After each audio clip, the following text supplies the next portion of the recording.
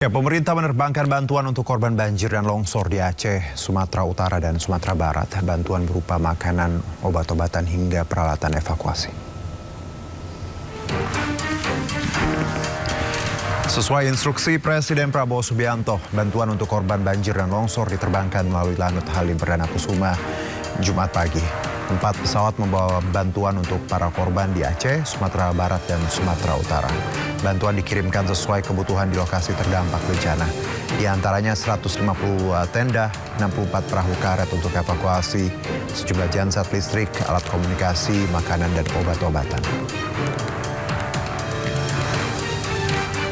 Sekitar pukul setengah 8 pagi telah diberangkatkan atas instruksi langsung Bapak Presiden tadi malam kepada seluruh jajaran terkait untuk memberangkatkan pagi ini 4 pesawat, 3 pesawat Hercules, kemudian 1 pesawat A400 yang awal bulan ini tiba di tanah air untuk terbang ke 3 provinsi yang terdampak bencana.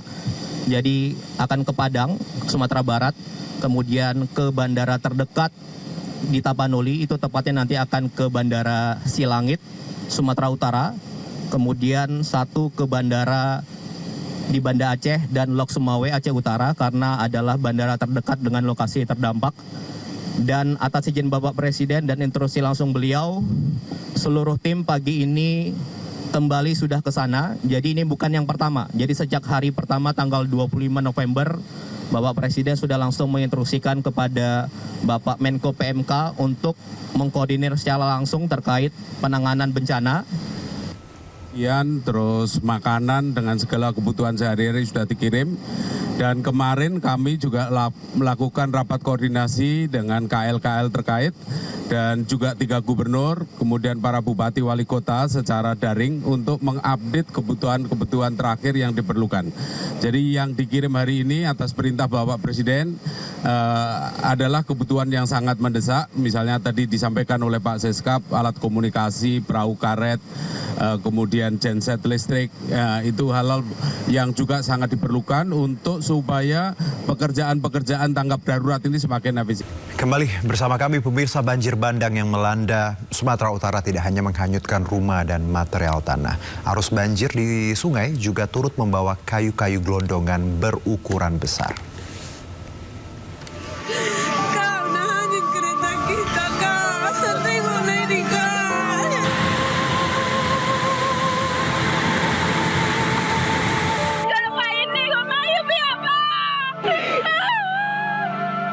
Banjir bandang di Kabupaten Tapanuli Tengah, Sumatera Utara memunculkan permasalahan serius. Video amatir kayu gelondongan besar yang terbawa arus sungai ketika banjir menuai sorotan publik. Warga meminta agar pemerintah segera menelusuri asal-usul potongan kayu tersebut, termasuk menyelidiki kondisi hutan di hulu sungai. Gubernur Sumatera Utara Bobi Nasution berjanji segera menindaklanjuti kekhawatiran mereka. Namun saat ini evakuasi warga terdampak dan bantuan logistik menjadi fokus pemerintah.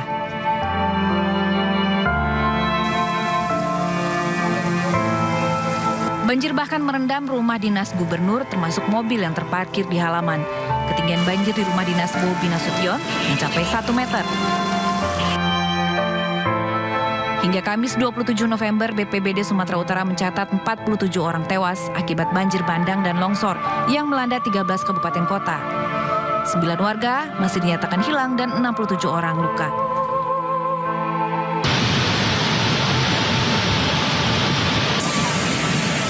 Beberapa wilayah mengalami dampak serius seperti di Tapanuli Selatan, Kubang Hasundutan, dan juga Pak Barat.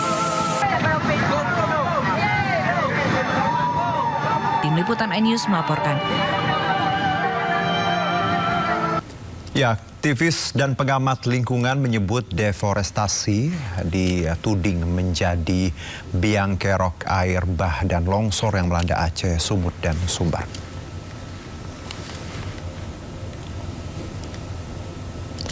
Berikut adalah tangkapan citra satelit Google Earth yang menunjukkan kawasan Leser Aceh terdapat kawasan yang tidak lagi berwarna hijau. Sebagian area terlihat coklat dan sebagian lagi terlihat deretan citra pohon yang diduga menggambarkan pohon sawit. Global Forest Watch mencatat hutan primer basah seluas 320.000 hektar di Aceh hilang dari kurun waktu 2002 hingga 2024. Artinya dalam periode tersebut Aceh kehilangan 860.000 tutupan pohon, setara dengan 17% dari wilayah tutupan pohon pada 2000. Pendorong deforestasi terbesar di Aceh adalah permakultur seluas 740.000 hektar.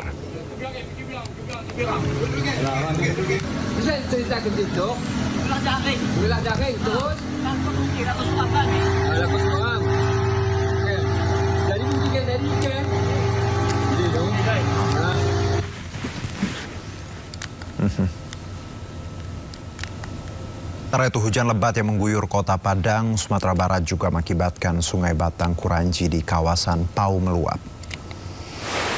Info terbaru di depan BRI. Luapan air meluber hingga ke jalan dan menyebabkan ratusan rumah terendam dan akses jalan lumpuh total. Derasnya luapan Sungai Batang Kuranji di Kecamatan Pau, Kota Padang ini meluber hingga ke Jalan Raya Pau. Akibatnya ratusan rumah terendam banjir bahkan dengan ketinggian hingga 1 meter. Air bercampur lumpur juga menutup akses jalan menuju kawasan Lambung Bukit Gunung Nago dan Oase Baru. Puluhan warga yang terdampak pun terpaksa mengungsi ke tempat yang lebih tinggi.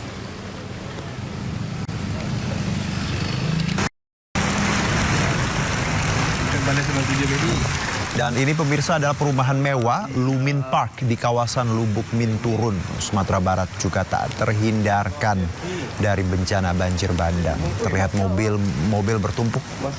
Kita lihat bercampur dengan lumpur.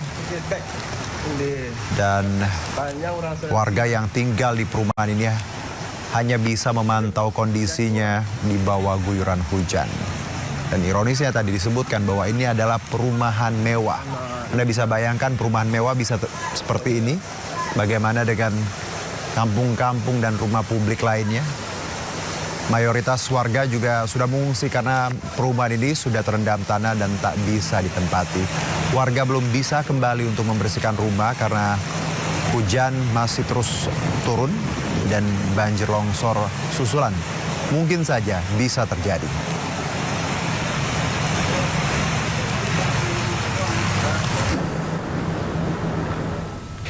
Tim SAR gabungan terus berjibaku mencari puluhan korban hilang akibat banjir bandang di Padang Panjang, Sumatera Barat. Sementara itu 7 korban ditemukan meninggal dunia usai tersapu air bah dan tertimbun lumpur.